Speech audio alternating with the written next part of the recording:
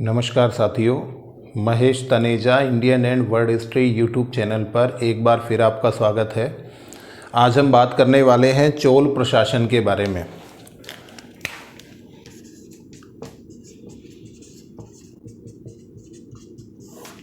इससे पहली क्लास में हमने चोल स्थानीय स्वशासन की स्थिति को देखा था और अब हम देखते हैं कि किस तरह का केंद्रीय प्रशासन चोल साम्राज्य के अंतर्गत रहा। तो सबसे पहले हम देखें चोल साम्राज्य के अंतर्गत किस तरह की प्रशासनिक इकाइयाँ थी, कौन कौन से उनके नाम हैं और किस रूप में वो काम करती हैं। तो सबसे पहले तो देखें देश को कहा जाता था राज्य। इसके बाद जो प्रांत है उसे कहा गया मंडलम। इसके बाद जिला जिसे कहा गया कोट्टम, इसी को कहा गया वलनाडु। इसके बाद तहसील और तहसील को कहा गया नाडु। फिर ग्राम समूह जिसे कहा गया कुर्रम और लास्ट में गांव जिसे ग्राम के नाम से ही अभिहित कर रहे हैं। तो ये प्रशासनिक इकाइयाँ हमें देखने को मिलती हैं आज की तरह ही, बिल्कुल वैसे ही जैसे पूरे साम्राज्य क्षेत्र को इन्होंने राज्य कहा है, फिर प्रांत को मंडल कहा है, जिले को कोट्टम कहा है, तहसील को नाडु, ग्राम समूह को कुर्रम और गांव तो है ही। तो आपको यहाँ पर एक तो इनको कैलकुलेटेड रखना है क्योंकि ज़्यादातर बार प्रश्न यही पूछा गया चोलों में से कि जो सबसे बड़ी प्रशासनिक इकाई है निम्न में से कौन सी थी। तो आपको वहाँ पर बताना है कि सबसे बड़ी जो इकाई है वो कौन सी, मंडलम, क्योंकि ये नहीं पूछता है आपसे। और बाकी ऑप्शंस जब आपको देगा तो वहाँ पर मंडलम पूछेगा और उसके अलावा मंडलम के बाद आरोही अवरोही क्रम में कहीं ना कहीं एक निर्धारित करवाता है कि बड़े से छोटे क्रम में कौन कौन से हैं या छोटे से बड़े क्रम में कौन कौन से हैं। तो यहाँ एक फॉर्मूला यूज़ कर लेते हैं जिससे आपको थोड़ा सा ईजी हो जाएगा। आपको लिखना है राम को वन को भेजा। बहुत जनरल सी एक रामायण की घटना को यहाँ पर जिक्र कर लेते हैं, राम को वन को भेजा। और यहाँ से हम डेवलप करने की कोशिश करेंगे इन इकाइयों को। रा से राज्य, म से मंडलम, को से कोट्टम, इसी से वलनाडु, फिर न से नाडु और कु से कुर्रम। ठीक है, राम को वन को भेजा। तो ये वो सिस्टमेटिक आ जाएगा जिसमें आपको एक निश्चित क्रम मिल जाएगा जिसमें आरोही अवरोही किसी क्रम में आए। सबसे ज़्यादा प्रश्न आपको बताएं यहीं से पूछा गया है, तो इसलिए आपको ये लाइन याद रखनी है, राम को वन को भेजा। ठीक है, तो ये तो प्रशासन की इकाइयाँ हो गई। आगे बढ़ते हुए हम देखते हैं कि शासन का जो स्वरूप है वो किस तरह का है और राजा की स्थिति क्या है, आदि बातचीत हम कर लेते हैं। देखिए, सबसे पहले बात करते हैं कि यहाँ पर राजा सर्वोच्च स्थिति में है। ठीक है, और राजा के अनेक तरह के नाम मिलते हैं। उन नामों के बारे में भी प्रश्न हमसे पूछा गया है, कौन कौन से नाम मिलते हैं। इन्हें को कहा गया, पेरुमाल कहा गया, इनको आदिगल कहा गया, पेरुमन आदिगल। ये नाम प्राप्त होते हैं तमिल में। किसके लिए ये नाम है? राजा के लिए। राजा सर्वोच्च शक्तिशाली है और इतना शक्तिशाली है कि कहीं ना कहीं बहुत अच्छा नियंत्रण है। इसीलिए चोल साम्राज्य भारत की सीमाएं नहीं, भारत की सीमाओं के बाहर भी विस्तृत हो गया है। हालांकि इसके पास परिशा नहीं है। परिशा का मतलब, जैसे हम मौर्य काल में बात करके आए, परिशा का मतलब होता है मंत्री परिषद। तो इनके पास मंत्री परिषद का अभाव है। मंत्री परिषद का स्पष्ट उल्लेख कहीं पर भी प्राप्त नहीं होता है। इसका मतलब अधिकारियों के माध्यम से शासन व्यवस्थाएं संचालित होती हैं। और कुछ अधिकारियों के नाम यहाँ पर हम ले लें। उड़ैन कुट्टम, पेरुंदनम, शिरुंदनम या शेरुंदनम, ये मुख्य अधिकारी हैं जिनके बारे में हम बातचीत कर रहे हैं। एक बार हम देखें इनका क्या मतलब होता है। उड़ैन कुट्टम का मतलब कहीं कहीं तो ये मिलता है कि शायद ये मंत्री परिषद रही होगी, परंतु जब मंत्री परिषद है ही नहीं तो इनका मंत्री होने का संदर्भ शायद समाप्त हो जाता है। हम ये कह सकते हैं कि ये राजा के सबसे निजी सचिव हैं, ये निकटतम सचिव हैं, तो आप इनको निजी सचिव कह सकते हैं। जो राजा के सबसे निकट हैं और उसके निर्णयों को सबसे ज़्यादा प्रभावित करते हैं। निजी सचिव कह सकते हैं, निजी सहायक कह सकते हैं, ये है वो पर्सनल सेक्रेटरी जिसे आप कह देते हैं। इसके अलावा दो तरह के अधिकारी मुख्य रूप से मिलते हैं, पेरुंदनम और शेरुंदनम। जो उच्च अधिकारी हैं उन्हें कहा जाता है पेरुंदनम, और जो निम्न स्तर के अधिकारी हैं अर्थात लोअर पोस्ट हैं उन्हें क्या कहा जाता है, शेरुंदनम।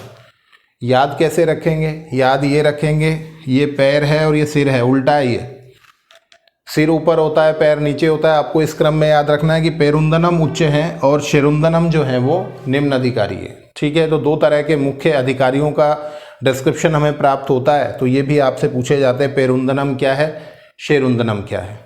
ठीक है, राजा न्याय का सर्वोच्च अधिकारी है, उसके पास ये कुछ अधिकारी हैं जिनकी सहायता से वह शासन को संचालित करता है। उसके अलावा कुछ और अधिकारियों की बात कर लेते हैं। ओलई नायकम, देखिए ओलई क्या है और ओलई नायकम क्या है, ये भी हमसे जानकारी में होना चाहिए। ओलई का मतलब क्या है कि राजा के जो आदेश हैं उन आदेशों को तैयार करने वाला, कच्चा काम करने वाला, अर्थात आदेशों का कच्चा प्रारूप तैयार करने वाला जो अधिकारी है वो क्या कहलाता है, वो ओलई कहलाता है। और इन्हीं आदेशों को फाइनलाइज करने वाला, जिसे आप कह सकते हैं कि प्रधान सचिव, ये प्रधान सचिव जो हैं इन्हें कहा गया है आलई नायकम। ठीक है, ओलई नायकम, तो ओलई से ही ओलई नायकम बना है, इसको आप कनेक्ट कर लेंगे। ओलई जो है आदेशों का कच्चा प्रारूप तैयार करने वाले, या इसको आप लिपिकीय कार्य बोल सकते हैं, और उसको फाइनलाइज करके आगे जो जारी करवाने वाले जो हैं वो प्रधान सचिव के रूप में ओलई नायकम आपको नाम यहाँ पर प्राप्त होता है। तो ये भी हमारे लिए महत्वपूर्ण हो जाएगा। उसके अलावा आणती, आणती भी इसी से संबंधित है, तो आप यहाँ पर संदेश प्रेषक, संदेश प्रेषक कह सकते हैं, या जो आदेश प्रसारित करने वाला है, संदेश प्रेषक या आदेश प्रेषक जिसे हम कहेंगे, वो उस तरह का कार्य आणती के माध्यम से किया जाता है। तो आणती भी यहाँ पर महत्वपूर्ण हो जाएगा। उडेनकुट्टम निजी सचिव या सहायक सचिव हैं यहाँ पर। पेरुंदनम उच्च अधिकारी हैं, शेरुंदनम निम्न अधिकारी हैं। ओलई कच्चे आदेशों को तैयार करने वाले हैं, और उन आदेशों को जारी करने वाला जो मुख्य व्यक्तित्व है वो कौन है, वो प्रधान सचिव है जिसे ओलई नायकम कहा गया। इसके अलावा आणती, और आणती जो है वो आदेश प्रेषक की भूमिका में आपको यहाँ पर दिखाई देते हैं। इसके अलावा हम वल्लईकारर, एक नाम और मिलता है बहुत इंपॉर्टेंट सा, वल्लईकारर। आपको बताएं जो अंगरक्षक हैं उन अंगरक्षकों का सबसे प्रमुख अर्थात सबसे विश्वसनीय अंगरक्षक जो था, विश्वसनीय अंगरक्षक, वो किस नाम से जाना गया, वल्लईकारर के नाम से जाना गया। हालांकि यहाँ पर एक बड़ा मतभेद और एक और नई जानकारी आपको साझा कर ले। एक चीनी यात्री आए 13वीं शताब्दी में भारत में, और उनका नाम था चाऊ जू कुआं। क्या नाम उनका, चाऊ जू कुआं, चाऊ जू कुआं। नाम थोड़ा आपको अटपटा लग सकता है। तो चाऊ जू कुआं जो 13वीं शताब्दी में भारत में आए, उन्होंने एक पुस्तक लिखी चू फान चीन, चू फान चीन। ठीक है, अब ये इतना डेप्थ में पूछेगा या नहीं पूछेगा, पर आपको ये ध्यान रखना है कि चाऊ जू कुआं जो आए, इन्होंने चोल साम्राज्य के बारे में कुछ महत्वपूर्ण जानकारियां दी, और उन जानकारियों में दो बहुत महत्वपूर्ण है, आपको इनका ध्यान रखना है। यहाँ लिख रहा हूँ मैं आपके पास। एक तो इन्होंने कहा है कि अंगरक्षक जो है वो महिलाएं होती थी, महिलाएं अंगरक्षक। यहाँ पर आप कनेक्ट कीजिए, कनेक्ट करने की कोशिश कीजिए। हमने बात की थी चंद्रगुप्त मौर्य के बारे में, जहाँ पर चाणक्य इस चीज़ को प्रेफर करते हैं कि महिलाएं अंगरक्षक होनी चाहिए, और यहाँ पर भी महिलाएं अंगरक्षक आपको चोल साम्राज्य में देखने को मिलती हैं। ये जानकारी चीनी यात्री चाऊ जू कुआं ने दी है। इसके अलावा इन्होंने यहाँ की न्याय व्यवस्था के बारे में भी महत्वपूर्ण जानकारियां दी हैं। कभी आपसे प्रश्न पूछे कि किस तरह की जानकारियां चाऊ जू कुआं ने दी, तो आप उसमें बता देंगे कि न्याय व्यवस्था, चोल न्याय व्यवस्था के बारे में भी इन्होंने बताया कि सर्वोच्च न्याय पदाधिकारी जो था वो राजा था, परंतु स्थानीय न्याय की जो व्यवस्था थी ना, वो स्थानीय लोगों के पास ही थी। अर्थात वहीं समितियों के माध्यम से या पंच निर्णय के माध्यम से निर्णय कर लिए जाते थे। इस तरह की जानकारी चाओ कुआं के लेखन से हमें प्राप्त हो जाती है। तो यहाँ पर आपने कुछ अधिकारियों को देख लिया और उसके अलावा देख लिया कि विश्वसनीय अंगरक्षक वलयकारर होते थे, और ये सब अधिकारी हमारे लिए परीक्षा की दृष्टि से महत्वपूर्ण होते हैं जब हम प्रशासन को डिस्क्राइब करने की कोशिश करते हैं। ठीक है, इसके अलावा एक संस्था की बात और कर लेते हैं। नाडू से संबंधित एक समिति थी नाडू से संबंधित, और उसका नाम था नाटार। ये प्रश्न हमारे लिए इम्पोर्टेंट है, आप इसको महत्वपूर्ण मान के चलें। ये नाटार जो समिति थी ये क्या करती है, भू प्रबंधन का कार्य करती है। और कहाँ करती है तो आप देख लीजिए, नाडू का मतलब क्या होता है। अभी आपने देखा कि नाडू का मतलब क्या है, तहसील। तो तहसील के अंदर भू प्रबंधन से संबंधित जो कार्य है वह जो समिति करती है उसे किस नाम से बुलाया गया, तो नाटार के नाम से बुलाया गया। ये भी एक इम्पोर्टेंट फैक्ट होगा इस प्रशासन के अंतर्गत।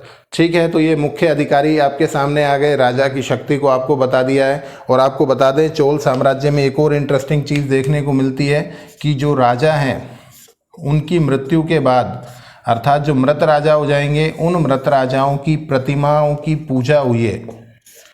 मृत राजाओं की प्रतिमाओं की मूर्तियों की क्या पूजा की गई है, अर्थात राजा और रानी दोनों को एक साथ मंदिर में स्थापित किया गया है मृत होने के बाद, और उनकी पूजा भी की गई है। इस तरह के संदर्भ प्राप्त होते हैं, और ये अपने आप में एक विशेष स्थिति है जो आमतौर पर अन्य साम्राज्यों में देखने को नहीं मिलती है।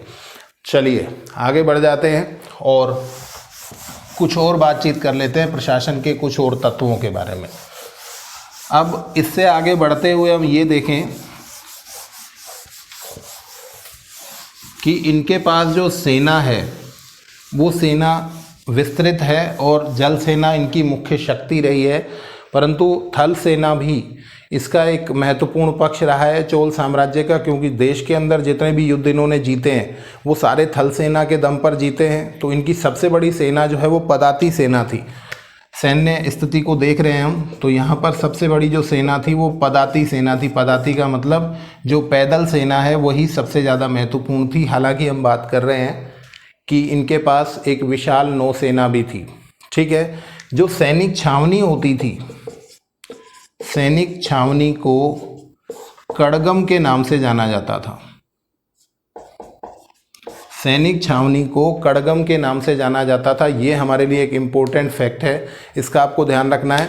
और इसमें इन्हीं को, कड़गम को ही पड़ेविगु के नाम से भी बुलाया गया है। पड़ेविगु के नाम से भी बुलाया गया। तो अब आपको थोड़ा सा यदि ध्यान आ जाएगा तो हम दक्षिण में जो पार्टीज़ हैं, जो पार्टीज़ हैं जिसे राजनीतिक दल कहते हैं हम लोग, और पॉलिटिकल पार्टीज़, उन पॉलिटिकल पार्टीज़ में आप लोग इस शब्द का इस्तेमाल देखते हैं, द्रविड़ मुनेत्र कड़गम, देखते हैं ना। तो ये कड़गम क्या है, ये सैनिक छावनी है। ठीक है, तो कड़गम शब्द का इस्तेमाल आप यहाँ पर बिल्कुल स्पष्ट कर लीजिएगा। चलिए आगे बढ़ते हैं। ये सैन्य व्यवस्था में मुख्य बात है, इसके अलावा कुछ विशेष जानने का इसमें है नहीं। इसके अलावा देखें हम इनके एक बार समाज को देख लेते हैं, कैसा समाज था। तो समाज के अंदर वर्ण व्यवस्था की दृष्टि से यदि हम देखें तो यहाँ पर दो वर्ण दिखाई देते हैं, एक तो ब्राह्मण और एक अब्राह्मण। यहाँ पर उत्तर भारत की तरह वो संदर्भ नहीं मिलता है कि ब्राह्मण हैं, क्षत्रिय हैं, वैश्य हैं, शूद्र हैं, उनके कुछ काम हैं, वो उच्च है फिर निम्न है, फिर और निम्न है, फिर और निम्न है, इस तरह का नहीं। यहाँ पर केवल दो ही विभाजन देखने को मिलते हैं, ब्राह्मण और अब्राह्मण। और अब्राह्मण में सबसे नीचे शूद्री आते हैं। हालांकि वो व्यवस्था अल्टीमेटली वही है, परंतु आपको ध्यान रखना है कि यहाँ केवल दो ही विभाजन वर्ण व्यवस्था के देखने को मिलते हैं। उसके अलावा यदि हम समाज में देखें तो महिलाओं की स्थिति कुछ ज़्यादा अच्छी नहीं है। और महिलाओं की स्थिति अच्छी नहीं है ये बात हम कहाँ से स्पष्ट करते हैं, हमने आपको बताया था स्थानीय स्वशासन के अंतर्गत महिलाओं को कोई विशेष भूमिका प्राप्त नहीं है। तो महिलाओं को बहुत ज़्यादा कोई स्तर प्राप्त नहीं है यहाँ पर। और यहाँ की जो जाति व्यवस्था है वो जाति व्यवस्था में दो तरह की जातियाँ मुख्य रूप से हमें देखने को मिलती हैं, और वो दोनों जातियों का नाम हमें जानना है, वलंगई और इलंगई। वलंगई और इलंगई, ये दो विभाजन देखने मिलते हैं जाति प्रथा के हिसाब से, और इसमें दोनों में ही लगभग 98 जातियां हमें देखने को मिलती है। ये जानकारी मिलती है कि दोनों में ही क्या था, वलंगई और इलंगई दोनों में ही कितनी 98 जातियां थी। और आपको बता दें जो वलंगई है इसका शाब्दिक अर्थ होता है राइट आर्म मतलब दाईं भुजा, और इसका मतलब होता है इलंगई का लेफ्ट आर्म। तो इस तरह से समाज की स्थिति आपके सामने आ गई कि वर्ण व्यवस्था में दो वर्ण, ब्राह्मण और अब्राह्मण, और जाति व्यवस्था में दो तरह के विभाजन वलंगई और इलंगई हमें प्राप्त होते हैं। कई बार एग्जाम में सीधा क्वेश्चन ऐसे ही आता है, एक शब्द दे देगा आपको, बड़े एग्जाम में यूपीएससी में, आरपीएससी में, इनमें भी ऐसा भी पूछ लेता है कि वलंगई क्या है, फिर आप बताइए वलंगई क्या है। तो जब तक हमको शाब्दिक नहीं पता होगा तब तक हमें समस्या आएगी। तो समाज की स्थिति को एक मोटे तौर पर हमने यहाँ पर देख लिया। चलते हैं आगे और कुछ 2-3 बातों को और भी जिक्र कर लेते हैं। इनकी आर्थिक स्थिति को देख लेते हैं, इनके सिक्कों को देख लेते हैं, इनके व्यापार को देख लेते हैं। इनका व्यापार चीन के साथ बहुधा हुआ है। और इसके अलावा यदि हम आपसे ये कहें कि 2 बंदरगाह बड़े प्रसिद्ध रहे हैं इनके समय में, तो वो 2 बंदरगाह कौन से हैं, तो कालीकट और कोचीन, ये 2 मुख्य बंदरगाह रहे हैं चोल साम्राज्य के अंतर्गत। अगर हम बात करें सिक्कों की, तो इनके जो स्वर्ण सिक्के हैं उनको मूलतः काशू कहा गया है। ठीक है, मूलतः जो सिक्के स्वर्ण सिक्के हैं उन्हें किस नाम से बुलाया गया, काशू के नाम से बुलाया गया। और आपको बता दें इन काशू में भी जो सबसे ज़्यादा फेमस रहे वो कंजलू, सबसे ज़्यादा जो फेमस रहे वो कौन से, कंजलू, अर्थात जो स्वर्ण के सिक्के कंजलू कहलाए वो सबसे ज़्यादा प्रचलन में रहे और प्रसिद्ध रहे। इसके अलावा 2-3 तरह के और सिक्के मिलते हैं, उनके नाम भी हमें जान लेने चाहिए। पोन के बारे में आपको कुछ याद आता है, पोन वारियम हमने पढ़ा था स्थानीय स्वशासन में, पोन वारियम, और पोन वारियम का मतलब था स्वर्ण या मुद्रा से संबंधित समिति। ठीक है, तो वहीं से आपको याद रखना है कि पोन क्या होता था, एक सिक्के का नाम होता था स्वर्ण सिक्के का। और इसके अलावा अक्कम और माडई, ये सिक्कों के नाम आपको प्राप्त होते हैं चोल साम्राज्य के अंतर्गत। ठीक है, तो काशू पूछा गया है, कंजलू भी पूछा गया है, और पोन वारियम आप कनेक्ट कर लेंगे। तो इस तरह से अक्कम, माडई, ये सारे के सारे प्रकार के सिक्के इस समय प्रचलन में थे। अगर आपसे ये कहा जाए कि आर्थिक स्थिति में सबसे महत्वपूर्ण इनका जो उद्योग है वो कौन सा है, तो आपको बताएं इनका सबसे महत्वपूर्ण उद्योग जो है वो धातु उद्योग है। ठीक है, और इसकी छाप हमें देखने को मिलती है इनकी मूर्तियों पर भी। आपको पता है कि चोल साम्राज्य की जो सबसे प्रसिद्ध मूर्तियां हैं वो नटराज मूर्तियां हैं, शिव की नृत्य मूर्तियां हैं, और ये किसकी बनी हैं, तो कांसे की बनी है। और इसके अलावा इनकी बहुत सारी मूर्तियां और बहुत सारी ऐसी वस्तुएं, कलात्मक वस्तुएं इन्होंने बनाई हैं जिसमें पंच धातु का इस्तेमाल हुआ है। ये भी प्रश्न पूछा गया है कि पंच धातु का प्रयोग मुख्यतः किस साम्राज्य की देन है, तो 5 धातुओं को मिलाकर वस्तुएं बनाने की जो परंपरा यहाँ पर देखने को मिलती है चोल साम्राज्य में, वो अपने आप में अपनी विशिष्ट स्थिति रखती है। ठीक है, तो उद्योग में आपको बताया सबसे महत्वपूर्ण उद्योग धातु का, और इसके लिए जो प्रसिद्ध स्थान है उसका नाम तंजौर। इसके अलावा हम देखें सूती वस्त्र और कपास के लिए एक स्थल बहुत प्रसिद्ध रहा, और वो इनकी पूर्व राजधानी थी उरेयूर। उरेयूर फेमस है किसके लिए, सूती वस्त्र और कपास के लिए बहुत फेमस रहा है। तो ये भी हमारे लिए एक इम्पोर्टेंट फैक्ट हो जाएगा। तो हमने बात की विकसित उद्योग की, उसके बाद बंदरगाहों की, सिक्कों की बात कर ली, और सिक्कों की बातचीत में एक बातचीत हमारी और रह गई। आपको बता दें सिक्कों की जो सबसे बड़ी निधि मिली है, अर्थात सबसे ज़्यादा जो सिक्के मिले हैं वो धवलेश्वरम से प्राप्त हुए हैं। चोल काल के सबसे ज़्यादा सिक्के कहाँ से प्राप्त हुए हैं, तो धवलेश्वरम से प्राप्त हुए हैं। और इन सिक्कों पर मुख्य रूप से हमें बाघ, मछली का चित्रांकन देखने को मिलता है, बाघ का, मछली का, धनुष का। और यदि हम प्राचीन चोल साम्राज्य को देखें तो हम पाते हैं कि बाघ इनका राजकीय पशु रहा, इस तरह की जानकारी हमें समाहित होती है। तो यहाँ पर भी चोलों का जो मुख्य चिन्ह है, जो राजकीय चिन्ह है या राजकीय पशु है, वो किसे माना जाएगा, बाघ को माना जाएगा, और बाघ, मछली और धनुष इन तीनों का प्रयोग इनके सिक्कों पर मुख्य रूप से हमें प्राप्त हो जाता है। तो ये सिक्कों के बारे में और आर्थिक स्थिति के बारे में जहाँ तक आवश्यक है उतनी बातचीत हमने कर ली है। उसके अलावा देखें हम इस काल में ब्राह्मणों को भूमि दान देने की परंपरा का बड़ा विकास दिखाई देता है। हमको पता है, हम बात कर चुके हैं इस विषय में कि भूमि दान की परंपरा, ब्राह्मणों को भूमि दान देने की परंपरा, ये सबसे पहले किसने शुरू की? तो सातवाहन शासकों ने शुरू की। बहुत जिक्र हो चुका है इसके बारे में। अब इस भूमि दान को किस नाम से बुलाया गया वो देख लीजिए। तो आपको पता है ब्राह्मणों को जो भूमि दान दिया गया वो चोल साम्राज्य में उसे ब्रह्मदेव और चतुर्वेदी मंगलम कहा गया। अब ये सामूहिक दान भी हो सकता है और व्यक्तिगत दान भी हो सकता है। सामूहिक का मतलब पूरे के पूरे बहुत सारे ब्राह्मणों को एक साथ दान कर दिया या किसी ब्राह्मण विशेष को दान कर दिया। तो ब्रह्मदेव और चतुर्वेदी मंगलम ये दोनों नाम हमें प्राप्त होते हैं ब्राह्मणों को दिए गए भूमि दान के संबंध में। ठीक है। और इसी को सातवाहन काल में या गुप्त काल में क्या कहा गया है? तो अग्रहार कहते हैं। इस भूमि को क्या कहते हैं? अग्रहार कहते हैं। तो ये भी हमारी जानकारी हम फिर से आपके सामने रख रहे हैं ताकि आपको इससे कोई कन्फ्यूज़न ना हो जाए। इसी तरह से अब यहाँ भूमि दान की परंपरा थोड़ी और विस्तृत हो गई और अब यहाँ पर जो शिक्षण संस्थाएं हैं उन शिक्षण संस्थाओं को भी भूमि दान दिया जाने लगा। और इसे क्या कहा गया? बहुत इम्पोर्टेंट रहता है कि इसे क्या कहा गया? तो इसे कहा गया शाला भोग। शाला भोग क्या है? शिक्षण संस्थानों को जो भूमि दान में दी गई उसे शाला भोग कहा गया। और इसी के साथ एक और संदर्भ आपको ध्यान रखना है कि जो मंदिरों को दान दिया गया, मंदिरों को जो भूमि दान में दी गई उसे देवदान कहा गया। ठीक है। तो शाला भोग क्या है? देवदान। बहुत सिंपली पता लग रहा है, पर साम्राज्य पता होना चाहिए कि किसके अंदर ये ज़्यादा परंपरा में रहे। तो शाला भोग, देवदान, चतुर्वेदी मंगलम ये सब किस साम्राज्य के अंतर्गत मुख्य रूप से रहे? तो चोल साम्राज्य के अंतर्गत रहे। ये हमारे लिए इम्पोर्टेंट रहेगा। ठीक है। तो इस तरह के दान हमें मुख्य रूप से देखने को मिलते हैं। और इसके अलावा एक लास्ट और देख लेते हैं, मड्डपुर। मड्डपुर,